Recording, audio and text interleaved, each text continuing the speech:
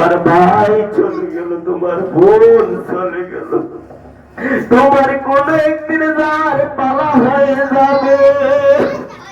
কত মানুষের জন্য মরণের বাঁশ কাটলাম, কত মানুষের জন্য বড়ি পাতা গরম পানি দিয়া গোসল দিলাম, কত মানুষের জন্য বাঁশ চারমিয়া বাঁশ কাটলাম, কত মানুষের সাবান পানি গুলাইয়া গোসল দিলা, সাদা মার্কিন পরাইলা।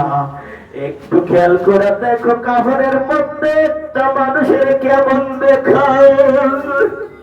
ও মান, এইবার তোমার যার চলা হয়ে যাবে, এইবার একটু খেয়াল করে দেখো তোমার জন্য কাপড়ের কাপড় কাটবে। ইমাম সাহেব চার তকবীরের শহীদ ভোর থেকে ভাইয়ার নামাজ পড়াইয়া দিল।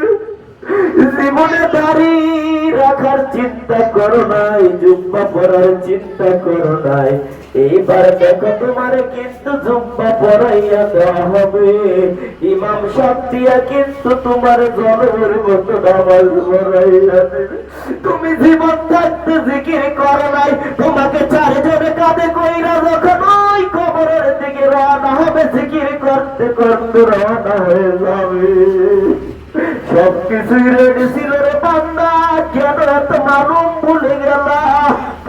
চার তকবীরের শহীদ ভোর থেকে ভাইয়ের নামাজ পড়াইয়া খাটিয়াই করিয়া চারজনে যখন কবর দিকে রওনা হয়ে যায়, আল্লাহর নবী আরশাদ করলো, দুনিয়ার মানুষ ওই মৃত ব্যক্তি এত জোরে জোরে চিৎকার করে আর বলে, ও দুনিয়ার মানুষ যদি